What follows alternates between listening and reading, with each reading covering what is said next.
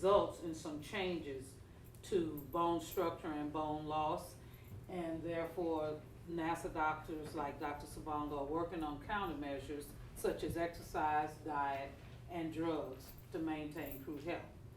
Prior to coming to Johnson Space Center in 2005 as a biomedical scientist, Dr. Savongo spent 10 years in the Division of Orthopedic Research at the Mayo Clinic in Rochester.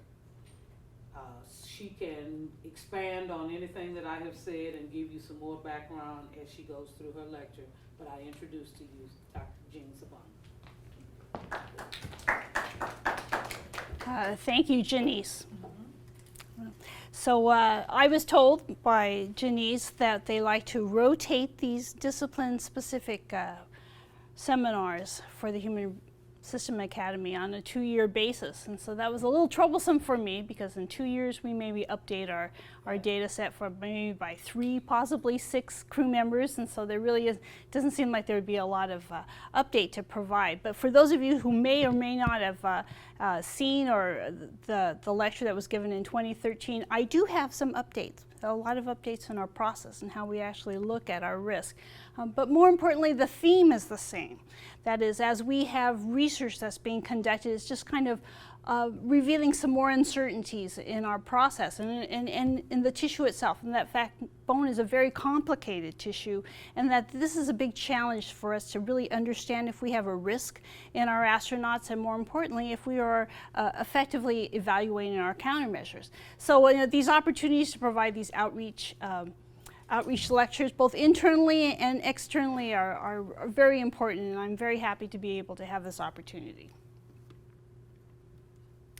So when I came here back in 2005, there were actually 4 risks that had already been identified as being probably high priority for research that might be due to the consequences of being exposed to prolonged spaceflight. And when I say prolonged spaceflight, I'm talking by definition a long duration spaceflight is any mission that's greater than 30 days. And so this is important to note because you're not going to see data up there, for example, from space shuttle astronauts, because they've been up there in space for about a couple of weeks.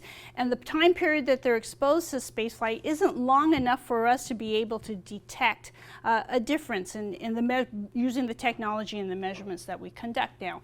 But the 4 risks that were identified were the risk for early onset osteoporosis, the risk for bone fracture, the formation of renal stones as a result of exposure to spaceflight, and then there's also the risk for intervertebral disc injury or damage. Now, if you're familiar with some of the talks that I give, I spend a lot of my time talking about the 2 risks, early onset osteoporosis and bone fracture, because I think those are the 2 risks that are most misunderstood by this agency, because for one thing, we're not a healthcare facility, and we are focused on our mission, which is in fact to be able to explore space and keep our astronauts safe. So both of those risks, 1 and 2, are associated with fracture. So the first risk is the risk for early onset osteoporosis. We're focused on the condition. It's not so much, they're related to fracture, but it's a certain type of fracture. It's what we call a atraumatic fracture or fragility fracture. And what I have here is actually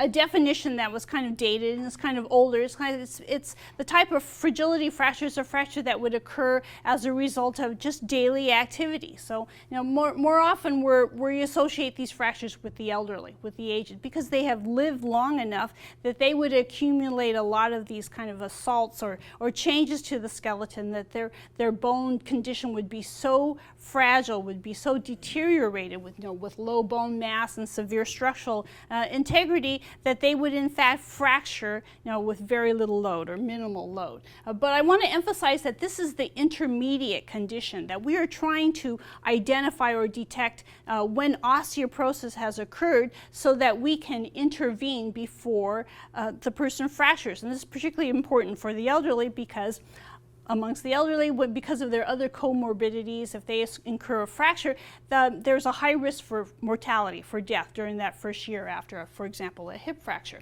Now, this is in contrast to the risk for bone fracture, in which we're looking at just the probability that bones are going to be overloaded because of the physical activities that the person is doing, or because they've encountered some sort of large mass. So this would particularly be a crush fracture, for example. So it's not, there's not a fall involved, for example. And so this includes what we call traumatic fractures. And what I found with working with this agency is when you talk about traumatic fractures, people are thinking automatically, oh, that's, you know, fractures as a result of big injuries, excessive loads like car accidents. But sometimes it's just kind of a bad luck. It's just the correct orientation of the load. For example, if I were to fall and maybe concentrate all the energy of the fall on the edge of that curb, I can incur a fracture. Well, you know, technically, if you fall from a standing height, that's can incur a fracture, that's considered an atraumatic fracture. So, you know, there's a lot of biomechanics that's involved in being able to assess, you know, when are bones probably overloaded. It's the orientation of the load, and it's not so much just the condition of the skeleton itself.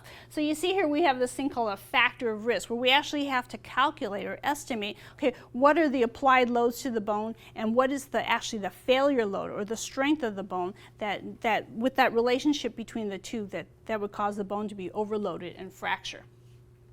So that was the way that was viewed all the way up until about 2014. And I actually am what you call a risk custodian.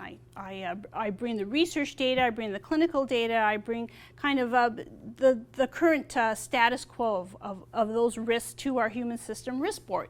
And it was decided in 2014 that we were actually going to try to combine those two risks because they were related to fracture. And so this is actually, in fact, what we've done. So now this risk for osteoporosis and the risk for fracture have been combined to this risk for bone fracture due to spaceflight-induced changes to bone. So you see here that we're addressing the risk to the astronaut by being able to gather up data or collect data that in fact shows that it's specifically due to what happens during a spaceflight.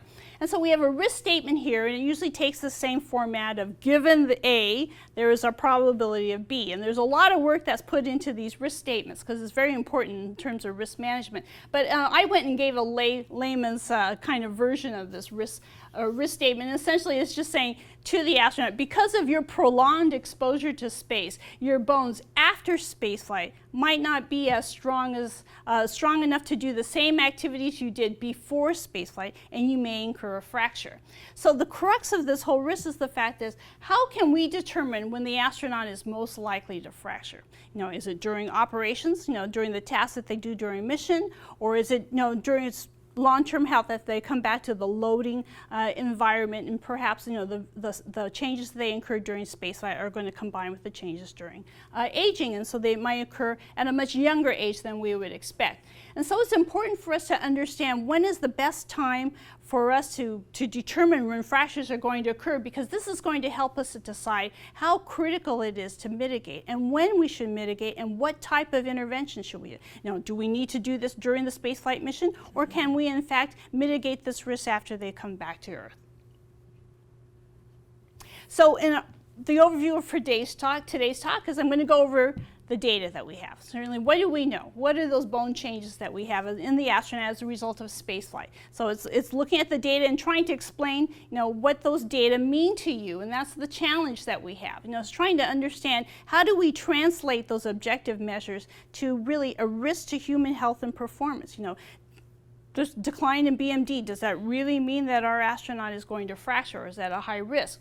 And then finally, I'm going to give you a status of our path to risk reduction, which is kind of outlining some of the bold and innovative approaches that we are going to have to take, or that we're recommending that our research division take in order for us to be able to have the information and be able to have the test involved so that we could understand whether or not the astronauts, we are effectively mitigating their risk for fracture either during operations, mission operations, or after their return to Earth.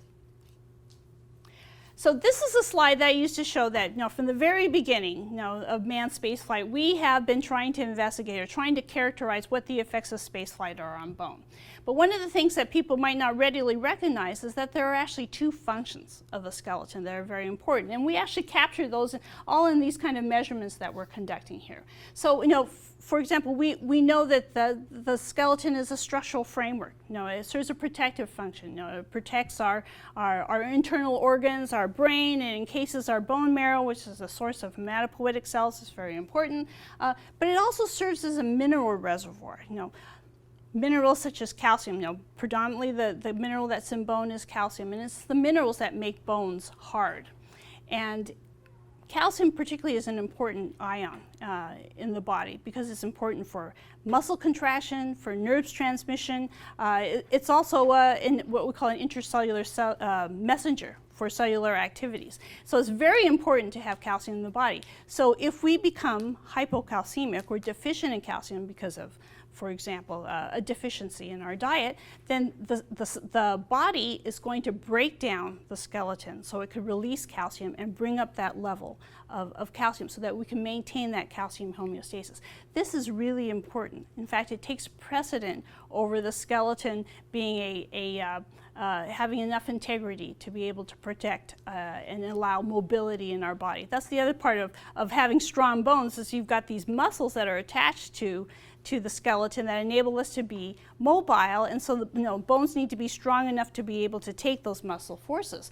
So in order to be able to look at the integrity of bone, we focus on technologies from the very beginning that looks at how much mineral there is in bone. So these are kind of what we call densitometric technologies. There's single photon absorptiometry, and then moving up into the era of the International Space Station, we're using our DEXA technology, quantitative computed tomography, and what we call peripheral quantitative computed tomography, and I'll talk about those later when I show you the data.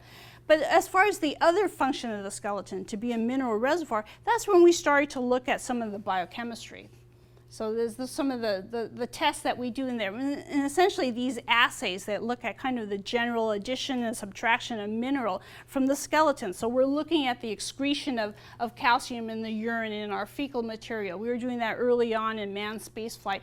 We look at calcium balance. So, how much calcium are we taking in from the diet, and how much calcium are we excreting out through urine. And then we also, now in our era of the International Space Station, we're looking at bone turnover markers, which are biomarkers that tell us something about the degradation of the mature bone collagen matrix.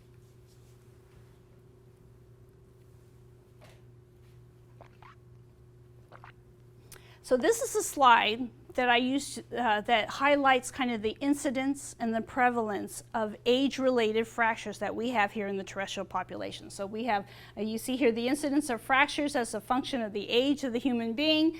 You see that it's very gender-specific, that men seem to have more fractures of the hip and the spine, but it occurs at a much later age than what you see with the women. And this is because of the fact that women go through another age-related phenomenon called menopause. And estrogen deficiency actually is a risk factor for increased bone loss, and so this kind of predisposes women to have a greater prevalence of hip fractures and also fractures that occur in the spine and in the wrist. You notice you don't see any fractures in the wrists in the men because men don't go through menopause, and what I'm going to talk about is through menopause you get a high rate of bone loss that you occur at skeletal sites that are very rich in a bone that we call trabecular bone or spongy bone. And so we don't have that condition in men, and so that's why they don't start expressing those or manifesting those fractures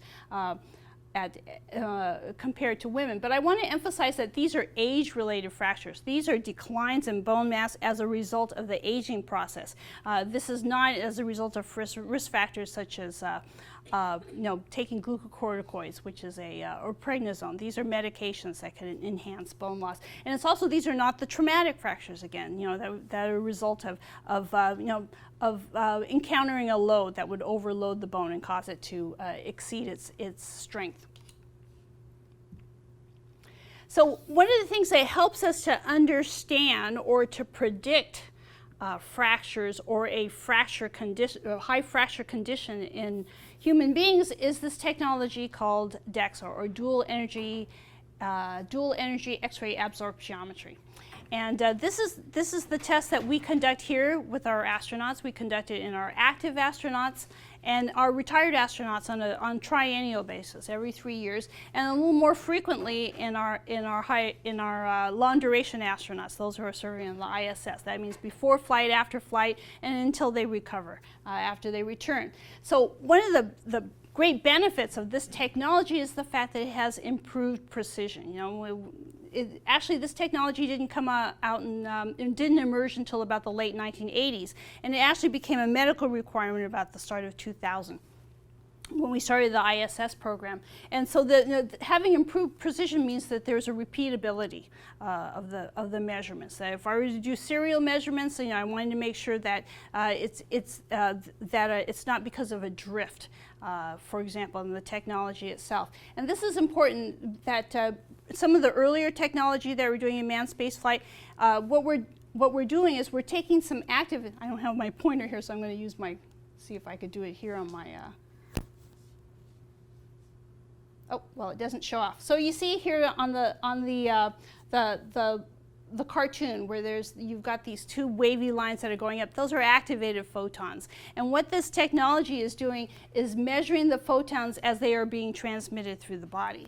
And so you see there's a detector up there at the top, and the detector is going to measure this attenuation or this reduction in the energy of these photons. And this is because as the photons are coming up through the body, they're being absorbed at different rates, whether they're going through hard tissue or they're going through soft tissue. And this is why we have dual energies, because it helps us to delineate kind of that absorption in those tissue. And so in some of the earlier technologies that we're using in manned spaceflight, we used to use, the technology used a radioactive isotope, gadolinium. And this would actually cause, would decay, and so this would cause a drift in the technology and the measurements. And so with this X-ray technology to activate those photons, we actually have better precision. There's a better, there's a better repeatability of our data because there wasn't this drift. It's actually the very low radiation involved. The exposures that we do with our astronauts are probably, on the realm of, less than a chest X-ray, probably on a transatlantic airplane flight, you probably get more radiation exposure. The other value of this is it had a very short scan time. It didn't take a lot, so there weren't a lot of artifacts that were due to motion, for example, and that you can also scan the whole body so that you could actually parse out various sections of the skeleton. So you could look at the lower section or the arms or the head just through one scan. But probably, those are benefits that are imparted by the technology itself. But probably the best benefit that came out, it has to do with the guidelines that we come out that are derived from all of the measurements, because of the fact that they've applied this technology to multiple population studies. So that we were able to do a measurement of the bone mineral density and translate it to the incidence of fracture. So we could use it for its predictive capability.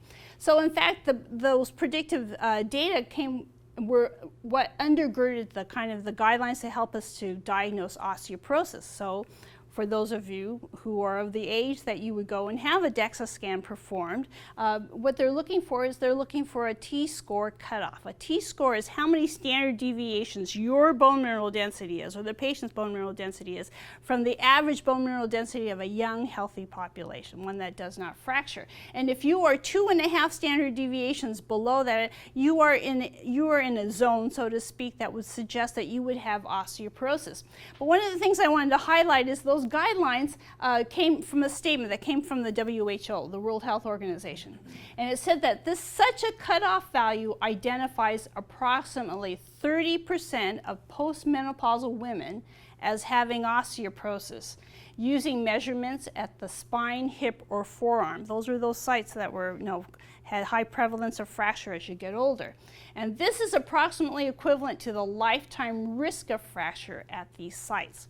So the important point I want to highlight is the fact that these were guidelines that were developed for postmenopausal women. And postmenopausal women, and not for young, healthy astronauts that are exposed to a very novel environment such as spaceflight. And then I also want to highlight that it was this number 30% that seemed to resonate with this World Health Organization. And so it's it's kind of somewhat arbitrary. It's this panel getting together and saying, well, what would be a clinically useful cutoff? And they decide upon that. It's not based upon hard science that says, oh, this measurement induces these changes in bone, and that reduces the strength of the bone, and this is what leads to a high risk for fracture. So you see that it's based upon epidemiological data and not really on hard data of the changes that are occurring to the bone itself. So one of the things I want to highlight is, if you look at the distribution of bone mineral density in the aging population, you're going to see it goes from ages 50 all the way down to the 80. 80 years. And so you see there, in fact, that when you're up at age 80, that there are probably a third of those people are, below minus 2.5 t-score. But if you look at the younger people at age 50, there are very few people that are up there at that realm. And in fact, one of the reasons why, this probably accounts for the fact that people who are in addition to the fact that there are very few people that are less than minus 2.5 t-score, but you also notice that if you look at the probability of fracture in the population, that the 50-year-olds, even if they had a very low t-score, of minus 2.5 or even to minus 3, they have a low probability of fracture. So remember, it's the probability of fractures that requires intervention. It requires a clinical response. This is for those of you who have ever taken courses in medical ethics. You don't want to test somebody unnecessarily. You don't want to treat somebody unnecessarily. So you want to be able to have a test that's sensitive enough that's going to pick up the people who are at high risk for fracture. And the fact that people less than the age 50 are not at high risk for fracture is one of the reasons why we do not conduct DEXA measurements in terrestrial medicine for people who are less than age 50 or premenopausal, which includes the premenopausal women, or probably women who haven't entered menopause in the perimenopausal stage.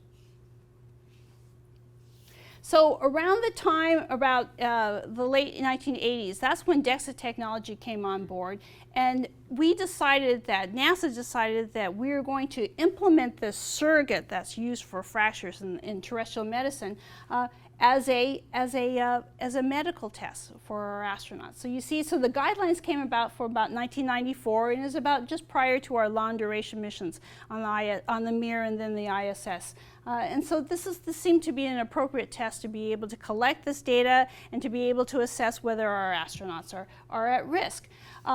So understand, even after what I just explained, that those guidelines aren't for people who are less than age 50, you have to understand that back in the 1990s, we had no idea. We had no idea if astronauts were going to come back with osteoporosis or very, very deteriorated state of their bone. And this was the only evidence-based guidelines that were available. And so it was very appropriate for us to be able to apply this and to use this to monitor the health of our astronauts.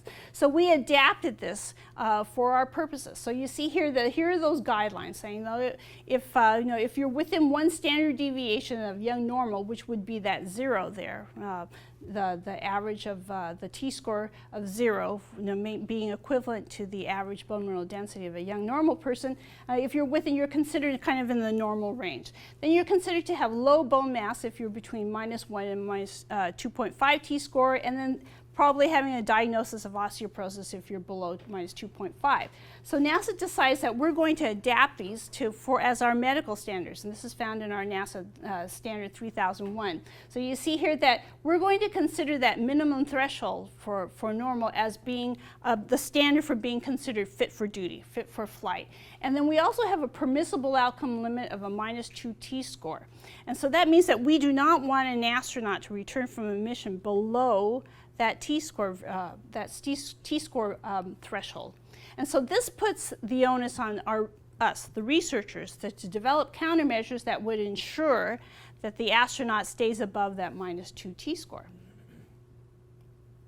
So while we are starting to apply this test to our long-duration astronauts, in terrestrial medicine, they're applying, of course, the test to just boatloads of people, abundance of population studies, because we have a lot of older people, we have a lot of postmenopausal women out there. And one of the things that they're starting to see as they apply the test in these populations, and as they are testing countermeasures or interventions, is that there are some disconnects. That they'll have an intervention, for example, that would increase the normal bone mineral density of these patients, but these patients would be fracturing. They'd still be having vertebral compression fractures, for example. Or there'll be people that were diagnosed as having osteoporosis, and they're taking, a classic example is bisphosphonate. They'll have a very modest improvement in their bone mineral density, and yet for the population, the incidence of fracture has reduced greatly, almost 50%. So that's saying that, there are some people who are not fracturing even though they have that diagnosis. So this led the field and this is also probably the most critical statement, is the fact it turns out that about almost 50% of some of the low trauma fractures that we're seeing in this population were occurring at bone mineral density levels that were greater than the minus 2.5 t-score. This is probably the most kind of alarming kind of hallmark that we're seeing, that there's something wrong with this test, that it's just not having the sensitivity that we need to be able to predict accurately. And so this led the field to say that the fragility of bone is influenced by factors that are not even detected by this test. Now, that in fact, bone mineral density, through all of these studies that are doing with bones that are being scanned and they're being broken, that actually bone mineral density accounts for only 50 to 70% of bone strength. And so there is in fact kind of another 50 to 30% that somehow influences the integrity of bone that we are missing when we're trying to assess the integrity. And so this led to this forum that was held back in 2005, which was actually the first year that I was here at JSC. It was held out in Bethesda, and it was called Bone Quality. So what is it, and can we measure it? So in the meantime, while we're trying to, the field out there is trying to understand what bone quality is, we continue to collect the data in our ISS astronauts, because we needed to characterize. As I said, we didn't have any idea of what those effects would be. So a seminal paper came out in actually 2000, and this is by Adrian LeBlanc. And Adrian LeBlanc, had actually had the opportunity to apply DEXA measurements of bone mineral density. We actually brought the DEXA hardware out there to Star City, and he actually conducted these measurements in the cosmonauts. This is part of a cooperative agreement. And so when you hear that quote, oh, astronauts lose 1 to 1.5% per month, those were actually first reported from this paper here. And so one of the important things that we gleaned from this data set is the fact that the losses and the declines in bone mineral density are site specific. So we see that the losses occur primarily in the lower half of the weight-bearing sites. So it's the lower half of the body, it's the lumbar spine, it's the hips. Those are the sites that incur the greatest declines in bone mineral density. Whereas if you look at the arm, once again I don't have a pointer, if you look at the arm, you see that there's very little change. It's the upper half of the body, you don't see as much change. But the other thing that was gleaned from this data set is the fact that the losses were very rapid. We're talking about 1 to 1.5% of bone mineral density on a monthly basis, whereas the aged population is losing about 0.5 to 1% on an annual basis. So this is telling you, so if we know that we have this population here on Earth that incurs a lot of fractures as a result of age-related losses, and we're seeing these losses occurring at a much faster rate in our younger astronauts, and it kind of raises a concern, a hallmark that we need to be able to evaluate this a little bit more carefully. And this is what has led to the medical requirement to monitor these changes in our astronauts who are both active and those who are retired. So once again, those are changes in bone mineral density, but this is the actual clinical test. The clinical test is that t-score. This is what tells us whether or not they're at high risk for fracture, because you need to have a big evidence base out there, a reference population that's going to tell you that you're at high risk for fracture or not. So essentially what we have here are the changes between the pre-flight t-score and the post-flight t-score for all of the astronauts that are serving on the ISS. This is actually the first 10 years, and their data are superimposed on top of those guidelines that are highlighted here below that. And you see that these are for the lumbar spine, the femoral neck of the hip, and the trochanter of the hip, which are clinically relevant sites for fractures that we occur here as a result of the aging process in the older population. So you see, if you look at these data, the first thing you're going to notice there's a lot of variability. Some people are increasing, some people are decreasing. I want to see that those that are in the yellow zone, those are kind of pretty much earlier in the space program. That since in the more recent years, I've said since 2005, since I came, most of the astronauts have been launched and they have returned in that light-colored blue zone here. So they're saying, so if you look at the data and purely on the basis of assessing fracture risk, you would say that all of our astronauts, the countermeasures that we have in place are effective enough to prevent them from being at a high fracture rate. But one of the things that is very interesting is, I don't know if you could see that the arrow that I have there, but there are some astronauts that are losing almost 1.5 standard deviations. And this is, there are no data that tell us that the percent change relating to the percent change in bone mineral density to fracture risk. There's only these T-scores. And so this is something that was troubling to some of the scientists, it's troubling to some of the osteoporosis specialists, but there are no guidelines for us. This is something that that's perhaps a hallmark for osteoporosis specialists, and they would probably implement some sort of watch and monitor for that particular patient. But, and this is just reiterating the fact that, while the T-score relates fracture risk, it's the change in the bone mineral density that at least kind of gives us some knowledge as to what is happening with the skeleton relative to what we know about the population here on Earth. So with this recognition that bone mineral density by this DEXA technology kind of has these disconnects and probably doesn't have the sensitivity that it has to predict fracture, there is this new requirement. And this is the new definition kind of for osteoporosis. So it is in fact a skeletal disorder. It's characterized compromised bone strength. It predisposes the subject or the patient to an increased risk for fracture. But bone strength is actually a reflection of an integration of two features, and that is bone density, which is essentially how much mass there is, by the DEXA technology, and bone quality. But then the big issue, of course, is what is bone quality? And so when we had that forum meeting back in 2005, this is just a slide that I borrowed that just kind of exemplifies just the number of candidate measures that could be out there that could probably account for that other 50 to 30% of bone strength that might in fact change and influence fracture risk. So let's go back to look at our data to see what kind of projections that can we make about a risk in our astronauts based upon the data that we've been collecting. So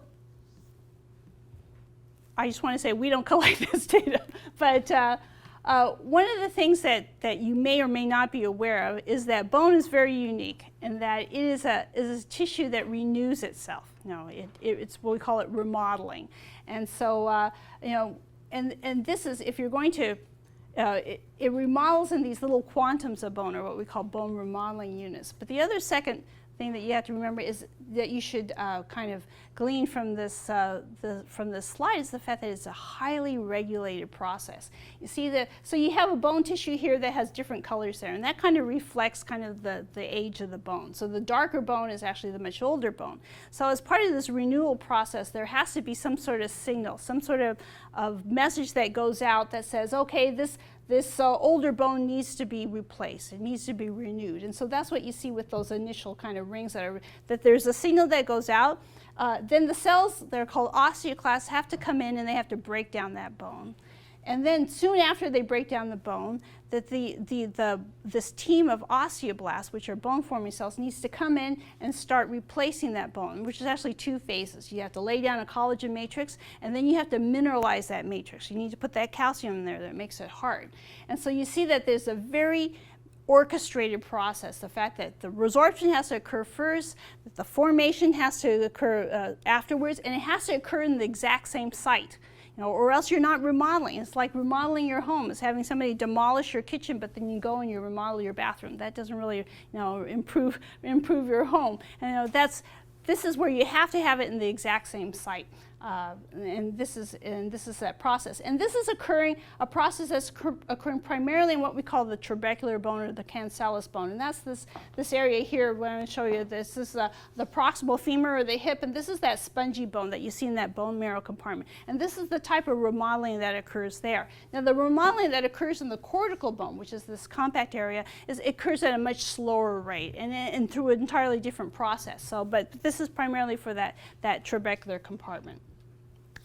So this is to show you that cartoon just didn't come from somebody's imagination. It actually comes from data, that there are people, and I happen to be one of them, that actually goes and takes bone biopsies and does these measurements. And we measure the cells, we do tetracycline labeling of the patient, we're able to calculate the formation rates. And you see down here on the bottom, the two images on the bottom, that represents a state of very rapid high turnover. So you have both, a lot of resorption that's occurring here, very aggressive osteoclast. You have some formation that's laying here. They're laying down the osteoid that's going to be mineralized. This is showing with the tetracycline labeling that there's a lot of formation going on, whereas these are the two, the normal states. And so, so there's a lot of information, or there's a lot of background or knowledge that we have as far as how bone remodels and what is considered normal and what is considered abnormal. So what does that mean though in terms of fracture? So you have this is that remodeling process of the trabecular bone, and on the left there you have what's called normal, or kind of the normal speed, and then what you have here on the right is what's accelerated remodeling. And you notice here that what you have, so you have that process of removing bone and replacing bone again, but in this case it's happening so quickly that the second phase of resorption, or kind of removing the bone, is occurring so soon before the previous recycling has occurred, where the formation has been filling up. So when it turns over very quickly, and that regulation process is disrupted, it can lead to kind of a weakening of the bone structure, that there's an underfilling of those cavities, and that's what leads to this fragility that you see in the trabecular bone. There's also some insight that we get from the biochemistry. So I talked about some of the biochemistry, the assays that we do. We look at the bone turnover markers. So one of the things that we do as part of our medically requirement evaluation is to measure what we call biomarkers for bone resorption and for bone formation. They're either in the urine or in the blood. And so this is a mature collagen matrix for the bone. And so you've got these collagen fibrils, and they're connected together by these crosslinks. And so when that bone breaks down, you would start to see an increase of these crosslinks that are appearing in your urine. You would also see fragments of the mature collagen matrix. So it could be at the C-terminal end, which we call CTX, or it could be at the amino-terminal end, NTX. So our nutritional biochemistry laboratory that does all of these assays, we actually share a lot of data with them, because it helps us to understand, okay, when we start to see, and I'll show you the data, when we start to see these changes, we have a little bit insight into the cellular activities that are occurring to go alongside of the bone mineral density measurements that we're conducting. So here are some of those data. So here is off here in this larger section is actually a graph that shows the biomarker for bone resorption, the NTX. And so we have a pre-flight measurement here, we have post-flight measurements here after they return to Earth, and in this box here are just the specimens that were returned from flight from which they conducted the assays. And then these are the markers for bone formation. These are peptides that are released by the osteoblast during their phase of formation. So so what you see here is that during the flight period, that there's an increase in these markers. Then you see the increase in these degradation products of the collagen matrix. So this is saying that there's an increase in the breakdown of bone during the flight, but it seems to be restored back to the pre-flight level after they've been returned to Earth. Now, if you look at the formation process here, and you see these peptides, you see if you have those same box for the flight period, that there's no impact of spaceflight. You don't see any change there. Actually, there's no significant difference from their pre-flight measurement. So this is saying that this whole process of remodeling, remember we saw in the previous cartoon, they remove it and replace it, somehow has been disrupted. So you've got an increase in the breakdown of the bone, and then you also have a formation that's not responding. So if you're having bone being taken away and you're not having any bone that's being formed, this is suggesting that there's going to be this underfilling and that we're going to have this net loss in bone. And so this is what we call an uncoupling of remodeling. That is, the communication between those cells has been disrupted, and this is what's leading to, when you have this cumulative effect, this is what can lead to deterioration of the structure and to the osteoporosis. Dr. Sponger, just a quick question on that. Sure. Am I correct in understanding on the right-hand graph, though, there's an increase in deposition? Yes, after return. So this is the R+0, and this. So after the greater than month, there's an increase up here, and it's probably in response to, ambulation back here on the 1G environment. So there's Right, the resorption returns to its pre-flight level, and then so in response to the loading that we have. Yeah. Is there any data beyond the end of that graph that you know of that shows it comes back to a normal level of formation? There may be. I don't believe he has. I think he's. I think Dr. Smith from the Biochemistry lab, I think they have measurements at 6 months. I know for bone mineral density we go a little bit further out, but I think the 6 months, I think by 6 months they may be restored. So there isn't a kind of a clinical reason for them to continue. No. Doesn't stay elevated. Well, it has not. So otherwise, there would be, plus there wouldn't be really a clinical reason for them to be able to evaluate. If there might be a concern, if there were a concern of some sort of pathology that was associated with that, then there would be a justification for continuing those tests. But so they must be restored. To the best of my knowledge, they're restored by 6 months after return. Okay. So one of the things I want to emphasize for you is that we can use this information to just get a kind of an idea of what's happening with the bone cells, but it doesn't tell us where that bone is being lost. It doesn't even tell us how much of that bone is lost, and for that reason you cannot use bone turnover markers to say anything about fracture risk. What the clinician uses this for when he's treating a patient is he wants to see if there's a response to therapy. For example, if you have a condition where there's a high bone resorption, he gives you an anti-resorptive pharmaceutical agent. He wants to see, do those markers go down? So this is his way of confirming that there is a response to the therapy, and maybe whether or not he has to change it, or he or she has to change it, or kind of modify the therapy. So here's the data that we have for the bone mineral density. And this is a busy slide, so I'll take a little bit of time. So once again, we've got these clinically relevant sites, the hip and the lumbar spine, that we have these osteoporotic fractures. We also include the pelvis. This is because the pelvis is a nice large bone. There's not a lot of variability at this site. And so, we've consistently seen a lot of loss there. And so we continue to evaluate this. And so we actually have 4 groups that we're looking at here. So these blue diamonds here represent the Mir spacecraft era. So of course there were only 7 US astronauts during that spacecraft era. So these are predominantly cosmonauts. And then these are ISS astronauts that had accessibility to the interim resistive exercise device, whereas the green triangles here represents the astronauts, ISS astronauts who had access to the advanced resistive exercise device. So if you know anything about that hardware, the interim resistive, the IRED, for example, only could provide about 300 pounds of resistive force, whereas the ARED can provide up to 600 pounds of resistive force. And to maintain bone mass here on the Earth, you need probably mechanical loading that's about 2 to 3 times your body weight. And so, this is probably kind of an insufficient load for them as a countermeasure up in space. So you see. And then finally, in this lighter green triangle, these are those astronauts who had exposure to the ARED, access to the ARED hardware device, but in addition were participants in the bisphosphonate study. And so bisphosphonates are a pharmaceutical agent, drug, particularly the cylindronate was the drug that was being tested, that's used in postmenopausal women as an anti-resorptive. It suppresses the breakdown of bone. So you see with each one of these kind of combinations of exercises and the pharmaceutical agents, that you see that there's a stepwise increase in the amount of bone mineral density decline as a result of the space flight. So I forgot to explain that the y-axis there is the change in bone mineral density from pre-flight to post-flight over the entire mission. This is not on the monthly basis that we sometimes report, but it's over the entire mission. So you see that the decline in bone mineral density is actually getting less and less as we implement the better, higher fidelity exercise device. But one of the issues that we have is the fact that what you see with the bisphosphonate is that to the managers, to others who are interpreting, is the fact that, okay, well, what is causing that increase? Is it the ARED exercise, or is it the pharmaceutical drug?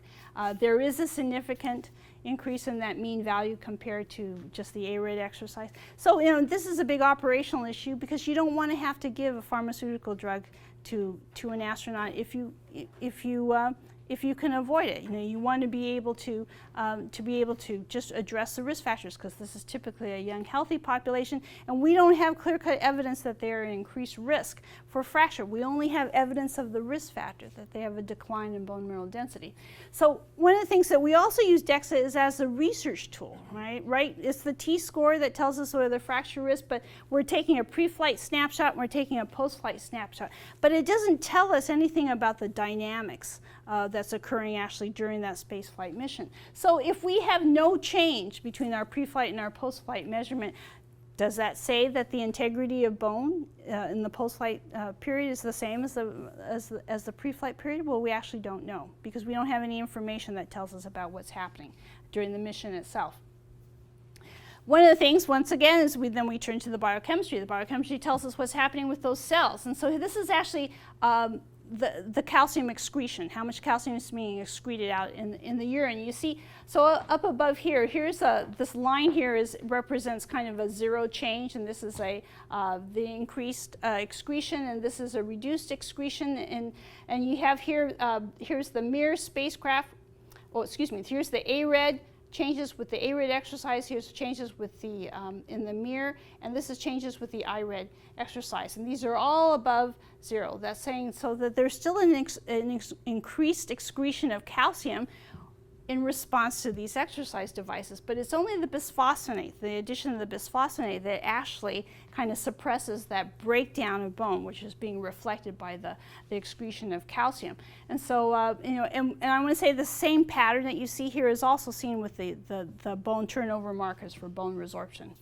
And so the interpretation of this is the fact that we know that bisphosphonates, through the mechanism of the pharmaceutical agent, is that it actually targets the osteoclast, and it reduces the activity, or actually induces death of those osteoclasts, and so it reduces bone resorption. And whereas exercise seems to be a stimulator of the osteoblasts, which stimulates them to form bone. And so this is why you don't see an anti-resorptive effect of exercise on the calcium excretion as a marker.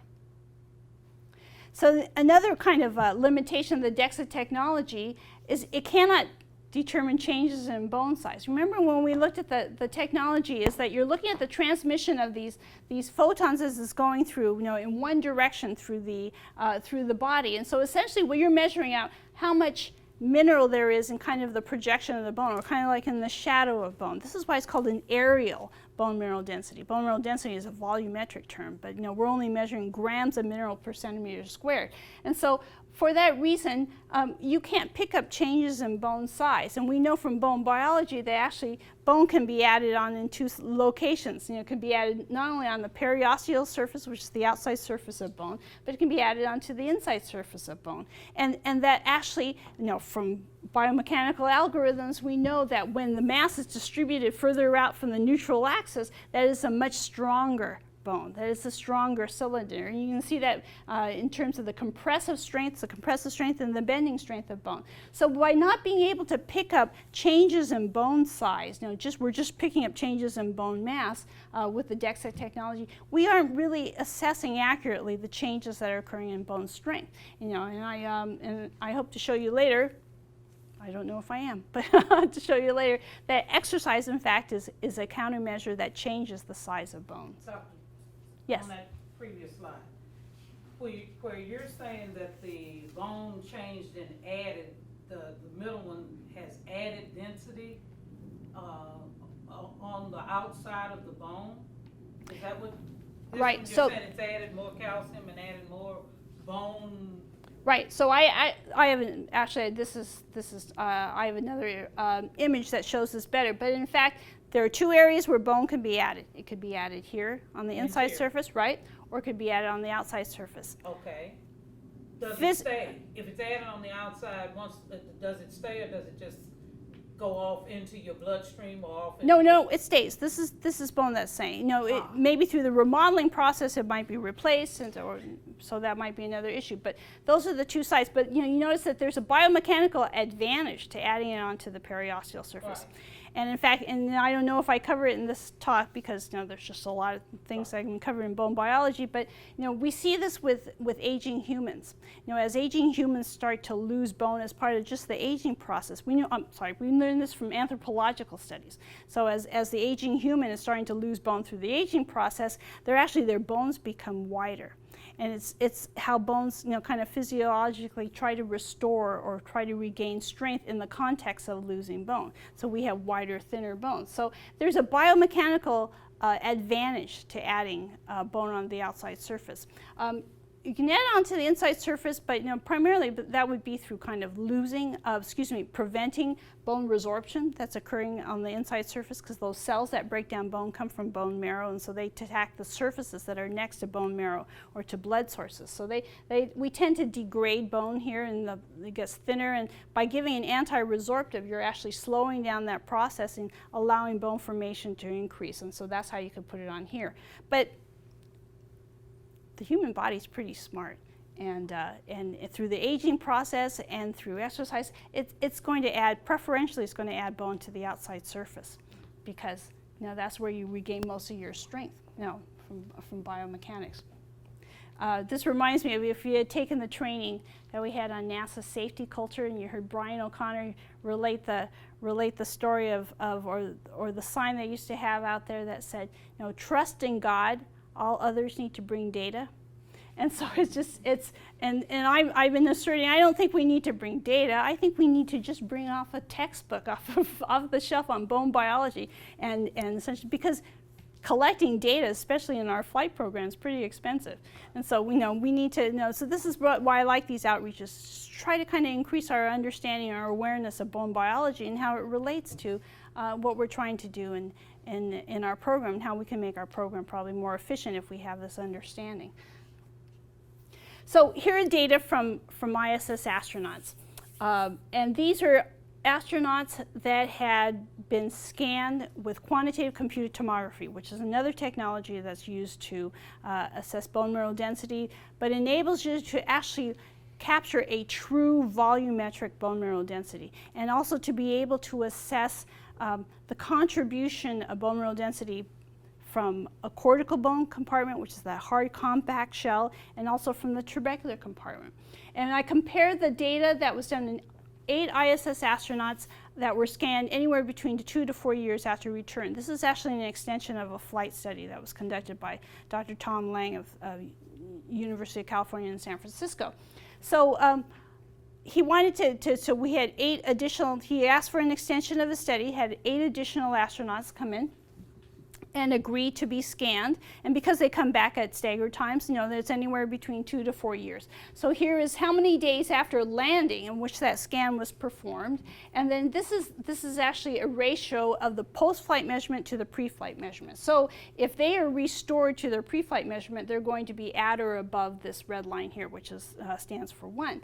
And so you see here, so he has a measurement of the spine, lumbar, the lumbar 1 through 5 for vertebral bodies of the spine, the lower spine. But for the QCT, we only look at lumbar 1 and 2 because it's radiation prohibitive. There's a much higher radiation dose that's associated with QCT. So here are those exact 8 astronauts.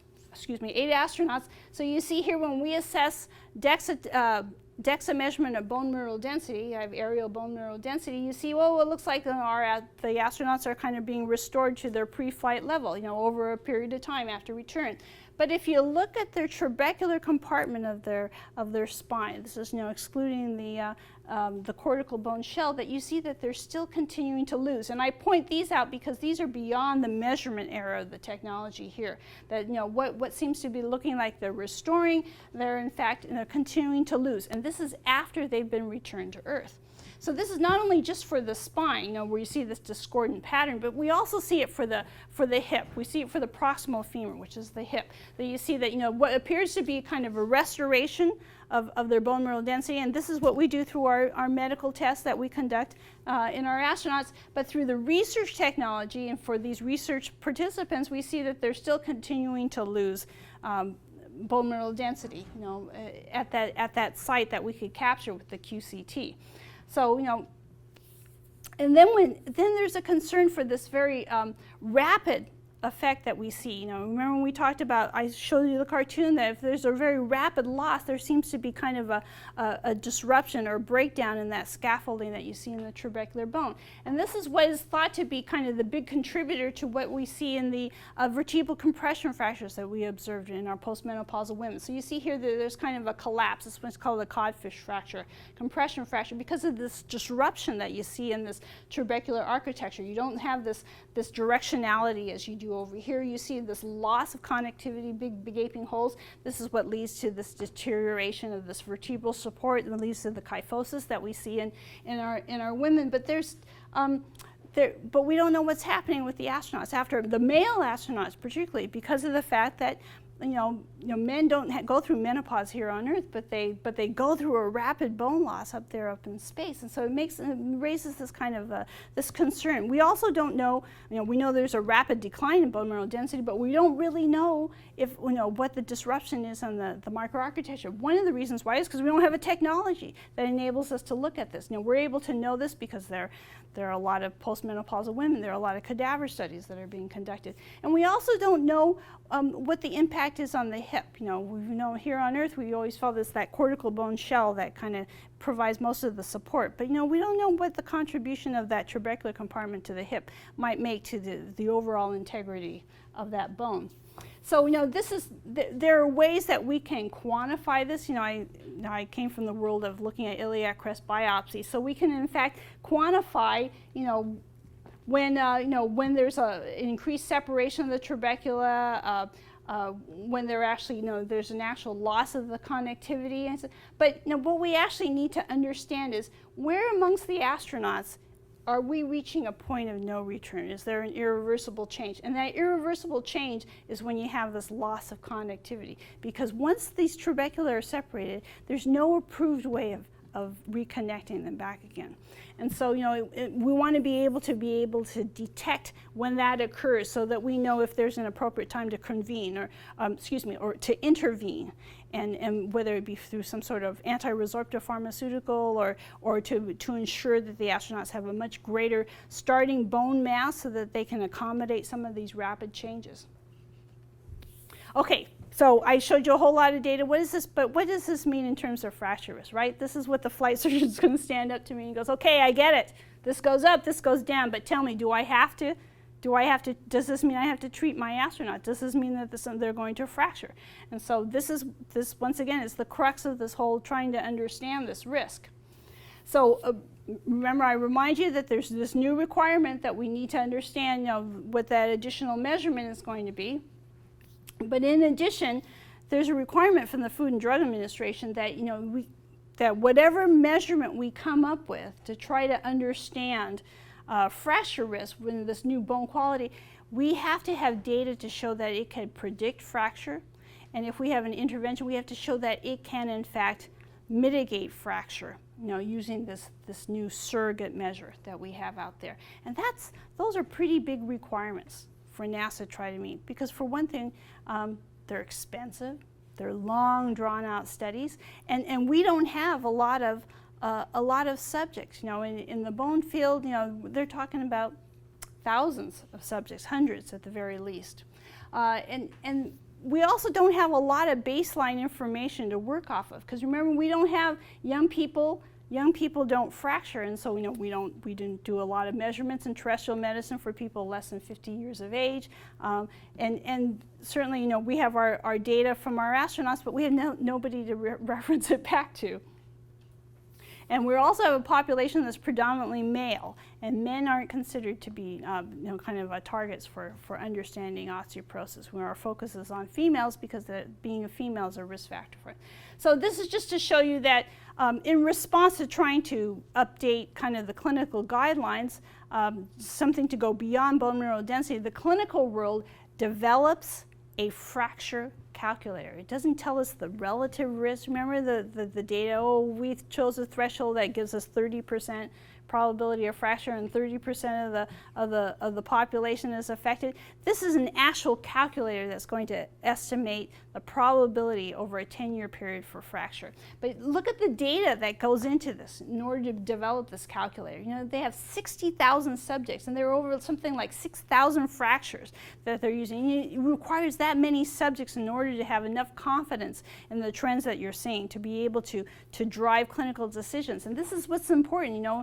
Clinical decisions are not based upon p-values. They're not based upon being able to determine an effect size. They're based upon the ability of a test to accurately assess or be specific for having predicting a fracture in a population and being very sensitive to picking up those fracture cases. So this is an issue for the human research program in the bone discipline. It's the fact that, you know, we've got this new requirement, and so this makes our research gaps very broad and very wide and extensive.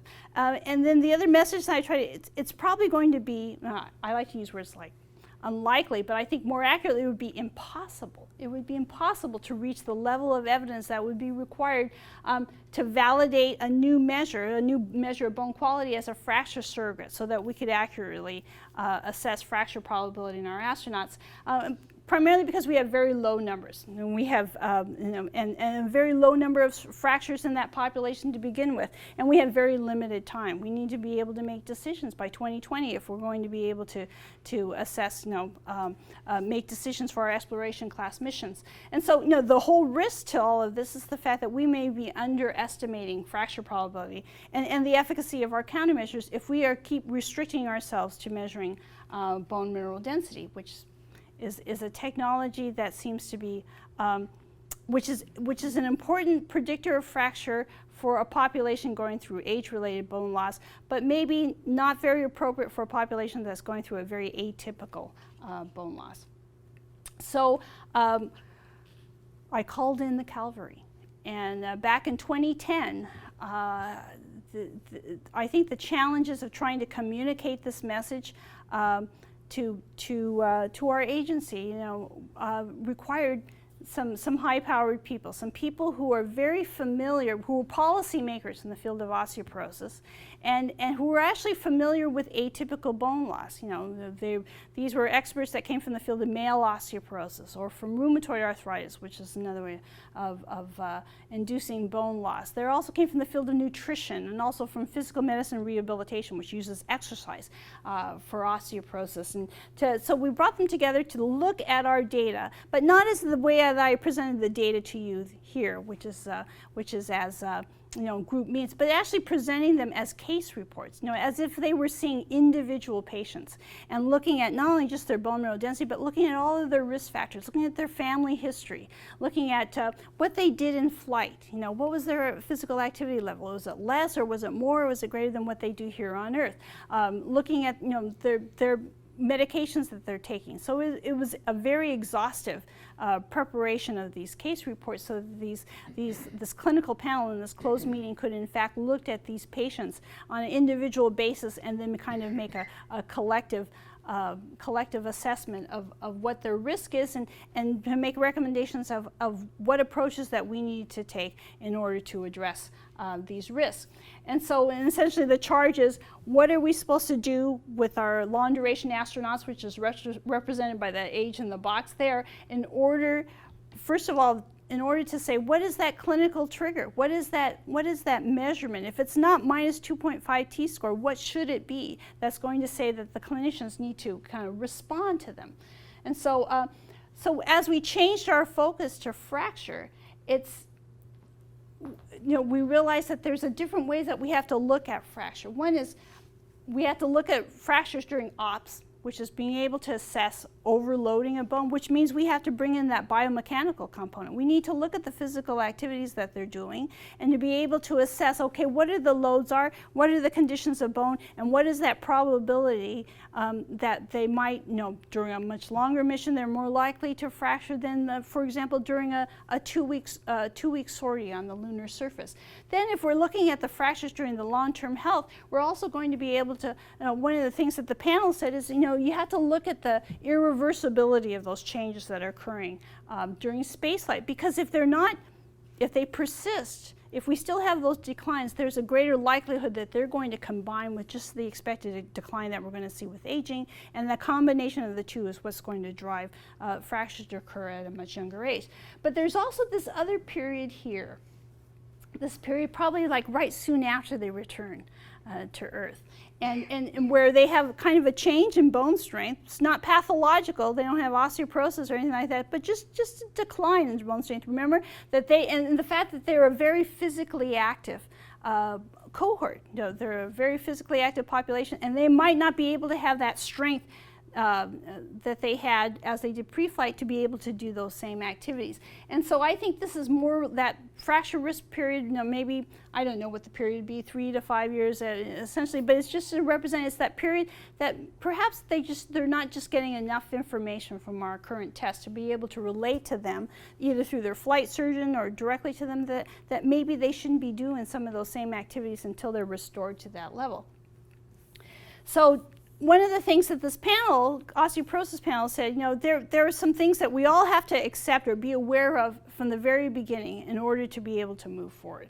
And one of which is the fact that bone is a very complicated tissue, you know, which means it has a large variability. You know, we are not all clones of one another. There's a lot of factors that influences those bone cells, and this is why we respond differently. Some people respond to a countermeasure where other people do not. And so as a result, it requires a large number of subjects in order to develop clinical practice guidelines, because there's ethics involved in this and being able to not treat somebody unnecessarily. Of course, NASA has our constraints. It's constraints that everybody has. You know, we have low subject numbers. You know, our data come in very slowly, but you have to remember that it's probably even more pronounced for the bone tissue because of the fact that we've got the high variability. We have very little baseline knowledge. I've focused on that already. But also remember that the panel could say from their experience with population studies in terrestrial medicine that they had asserted that the changes up in space are unlike the changes that we see here on Earth. So you cannot use the guidelines, and you cannot necessarily use the technologies that's required to be able to assess the risk in our terrestrial population for this unique environment, for this very novel assault to the skeleton. And so as a result, we have to do something about our bone standards. We need to modify them because these are the standards that help us evaluate the level of countermeasure efficacy, and the fact that it would not be applicable to our long-duration astronauts means that we're probably doing them a disservice if we're not exploring new countermeasures and using new technologies to be able to evaluate this a little bit more effectively. And so, given the constraints that NASA has, you know, as slated here, this panel suggested that we needed to explore transitioning some of these research technologies into the clinical arena. And this is probably this is so that we can get answers and get some increased gain in knowledge in order to be able to make those decisions for those exploration class missions. This is probably one of the biggest challenges that we have here, that I have here as the bone discipline lead at JSC. So let me tell you, okay, this is what research is doing in order to get us down this path to risk reduction. So this is kind of a status check. Remember, we know we have this uncoupled bone remodeling that might lead to net loss in bone. We have this very rapid bone loss. We suspect that we have this microarchitectural disruption because of the fact that we have a rapid bone loss. I didn't share data, but essentially we do in fact have a perturbed endocrine system, you know, because it's responding to kind of the transient hypercalcemia that from bones being broken down, and as a result, you know, the endocrine system is responding as though we were replete in calcium as opposed to being having a detriment in calcium, and so as a result, we're not absorbing calcium in our diet, it's excreted out more. And then there's also this issue with belief perseverance. I don't know how many of you have taken the innovation and inclusion training that we have here at JSC, but that's one of the things that was highlighted by the leader, Steve Robbins, is the fact that sometimes we have such a perseverance to a particular belief, and in this case it would be bone mineral density, that when people are presented with new data, they can't accept it or they don't recognize it because they're so in tune with this bone mineral density. And particularly because of the fact that our data with bone mineral density is looking really good now. It's looking very encouraging. You saw that with the stepwise increase with the exercise. So what so people are not understanding the limitations of the technology and kind of the limitations of the guidelines. So where do we start? We have all of those things. So these are the areas that the bone discipline has been asserting that we need to start because of the fact that there is already some technology that's out there. It's emerging, it's being developed right now that's enabling us to look at things like the geometry of the bone or the microarchitecture of the bone, non-invasive tests. In addition, we have to look at the loading conditions. Once again, looking at the relationship between the loads, the biomechanics involved in some of the tasks that the astronaut's doing, or even some of the activities that they're doing after return to Earth. This is some of the data that we have from the QCT from those studies. You remember there's an extension. The important part of this slide is the fact that we are missing information by not using QCT. Here's the DEXA technology. We're missing the information that comes from the trabecular compartment. From the QCT is telling us that the trabecular compartment is losing bone, but it's losing bone at a different rate. And you saw from the recovery studies that, that we're seeing a continuing decline, that we're not monitoring if we're just staying with the DEXA technology. So as a result, we have a study. It's called HIP-QCT, and we're trying to demonstrate that this can be used for surveillance in order for us to be able to assess that clinical trigger. Remember I asked the panel, what should we actually be assessing that says the flight surgeon needs to do something? And they after looking at the data, they said they should be recovered in that trabecular compartment of the hip by 2 years after return to Earth. If they are not recovered, then they need to see an osteoporosis physician, specialist, so that he can evaluate, okay, what's happening?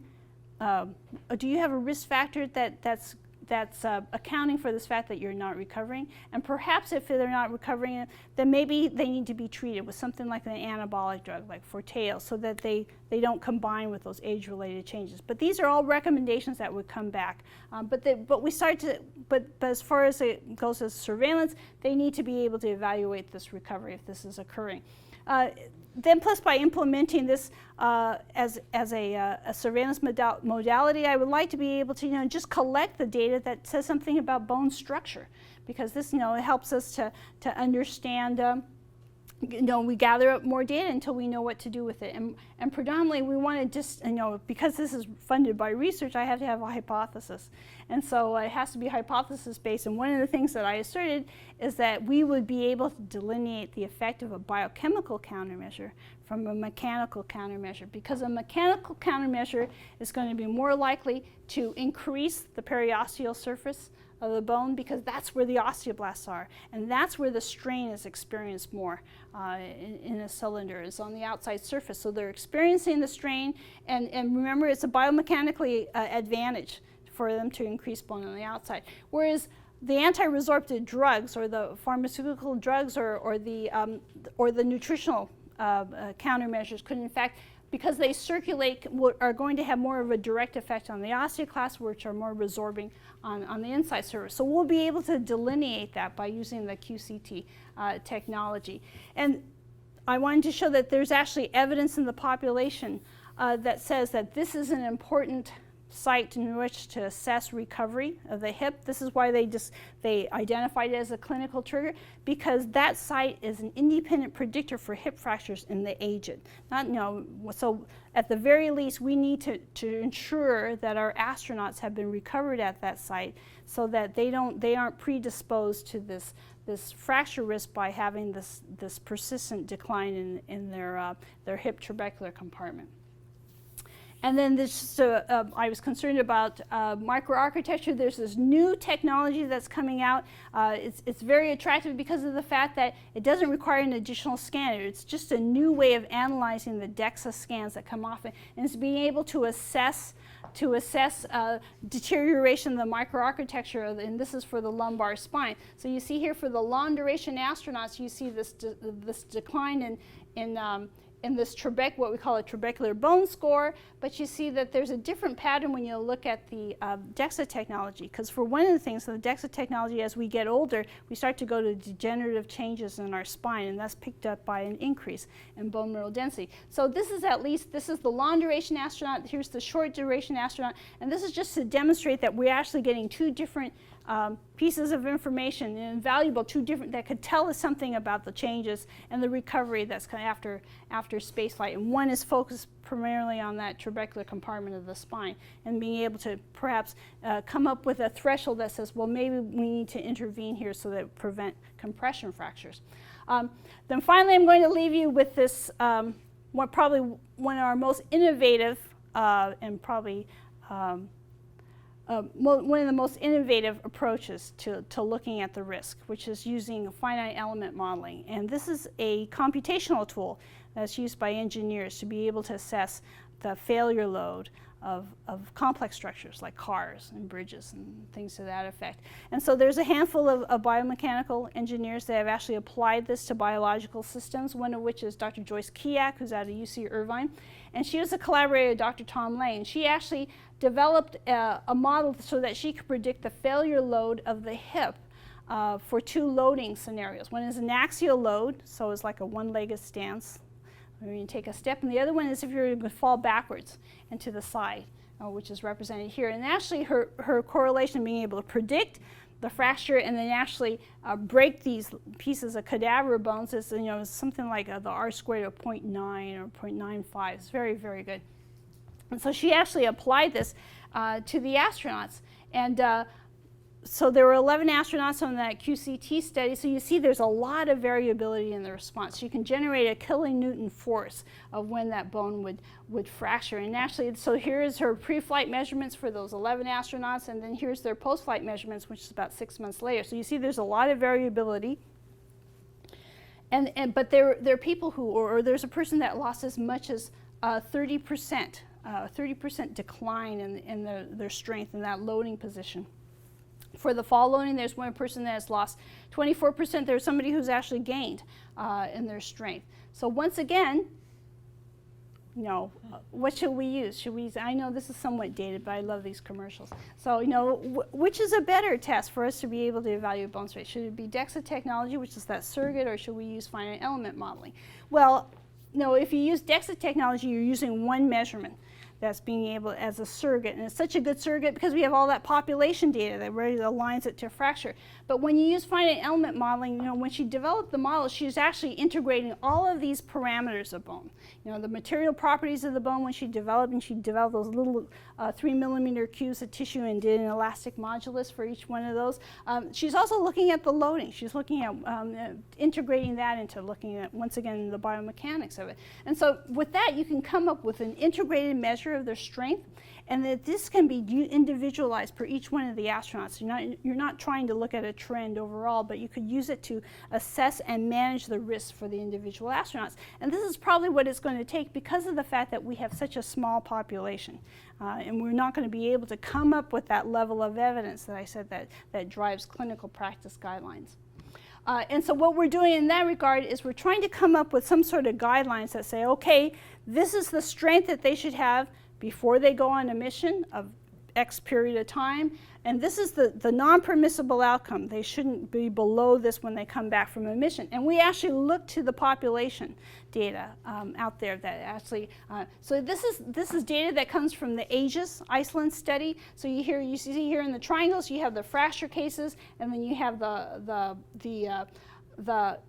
non-fracture cases in this aged population, and then we have the astronaut data. We have the pre-flight measurements, and then we have the post-flight measurements. And so we put together this task force. This is a group of people, the biomechanical engineers that actually ran some of these finite element modelings, and the PIs of the population studies that have QCT and finite element modeling. And so when they looked at these data, there were actually several pieces of data that they looked at. When they looked at the data, then obviously the first thing is there's this big gaping hole in the middle. And if we were going to try to come up with guidelines, we're going to have to somehow fill up that hole. And so actually there were two of those PIs comes from the Mayo Clinic. And they have a cohort up there that runs from age 20 to 97 to just evaluate bone health. And so they actually donated their QCT scans. And it was decided amongst this group of modelers that they would have Joyce Kiak, they would use her, from the previous slides, they would use her modeling and to be able to conduct her modeling on those QCT scans so that we could fill up this population case. And then this task group would come in again and look at the decline in bone strength as a result of spaceflight and the decline in bone strength as a result of aging through these cross-sectional measurements, and try to come up with thresholds that we could recommend back to say, these are the standards that you need to be able to assess countermeasure efficacy and be able to assess fracture risk, non-permissible outcomes, a fit to duty for duty kind of standard, and this would be used to supplement bone mineral density. So it's not to replace bone mineral, but to supplement bone mineral density, kind of increase our knowledge of what's happening. And in fact, there's a group of the Glenn Research Center that actually kind of predicts fracture for various missions using a probabilistic risk assessment. They look at how many loading events that are occurring. They look at the biomechanical algorithms that assesses the load to the bone with those particular tasks, and they look at the probability that one of those loading events is going to overload bones. And this is the probability that comes forth that we present back to the Human System Risk Board for each one of our design reference missions. The 3-year mission to Mars, the 6-month habitation of the lunar planet. So what we'd like to do is we'd like to be able to their current model is based upon bone mineral density as a surrogate for bone strength when they're looking at the ratio of applied loads to bone strength. But what we'd like them to do is to actually start putting in some of the QCT data and some of the finite element modeling data, which is a better assessment of bone strength, and see how that changes our probability of fracture during operations. And so they do this for the missions, but we'd also like them to do this for after astronauts return to Earth, so to be able to assess, are they, at an increased risk, because, they don't have to necessarily have a pathological change in their bone. So just to summarize, in our path to risk reduction, we're using predictive modeling in lieu of trying to count the number of fractures that we have in our astronauts. We have an understudied group, so we're really leveraging the insight from principal investigators who are looking at population studies. So they know what age-related bone loss is like, they know what terrestrial bone loss is like, so they can easily recognize kind of the atypical things that we see in our astronauts. Spaceflight effects are very different from bone, we know that. So for that reason, we need to transition some of those research technologies that are a little bit more sensitive and more expansive in terms of the measurements that we conduct in the skeleton itself. And then we also need to, because our standards are not applicable to the long-duration astronaut, exposed to spaceflight, we need to kind of transition some of these very innovative approaches to assessing bone strength using finite element modeling. And then in terms of being able to deal with kind of our low subject numbers and our very slow data acquisition, we feel that we can counterbalance some of those constraints by, in fact, transitioning some of these very innovative technologies. So how are we doing on time? You had 2 minutes. You kicked right in. For my 2 hours, I have 2 minutes? Oh, no, because they have to ask questions. Oh, sure. So I'm going to stop there. They've got questions. This gives you a chance to answer, and if sure. any of them have some things that you've hit on that they want to check out. Mm-hmm. And as I said, we appreciate the lecture that she's done today, and we also have the bone tour 2 days from now. Where Right. if you have not signed up for the Bone Lab tour, please sign up, because she'll be conducting that as well, so you can actually see in practice some of the things that she's been talking to you about. So I will say we don't do QCTs here on site. We go across the street at the hospital at Christus St. John Methodist Hospital, so we won't be taking you there. But probably the theme of the whole study is there's levels of uncertainty that we still have to deal with, and we try to minimize those also as we do the measurements. It's not an issue of having somebody lie on the table and press a button. There's actually a science behind the measurement, and that's what we're going to try to demonstrate on Thursday, if you want to join us on the tour.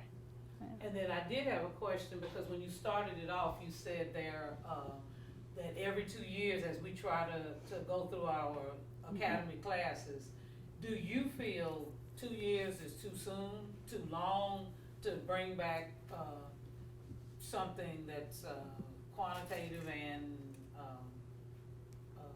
relevant data change to what's going on with bone Well, studies? I will say that this Bone Summit panel that we bring in to make recommendations, and they actually keep reviewing the results of their recommendations. Like if they say, okay, bring us QCT data, then they review it periodically to make sure that it's doing what it was proposed to do. And when they said that they should come back every 3 years. So I would follow that recommendation. I think 3 years might be enough time for new data to be accumulated and to really have an impact. Present. Yes. For your finite modeling, for the study that the doctor did in Ivy, does she analyze the bone as a solid structure, or does she analyze it with porosity and with the composition difference in bone? You're talking about the Iceland study? Mm-hmm. Okay. So I am not a modeler, so I hope I can do justice with this. So she divides, so she has a QCT scan that provides the density, of the whole bone structure. And then she does all that computational work. Oh, I'm going to have my fellow chime in afterwards, and maybe he'll be able to enhance what I'm saying. But she does the computational work that divides that QCT scans into individual elements.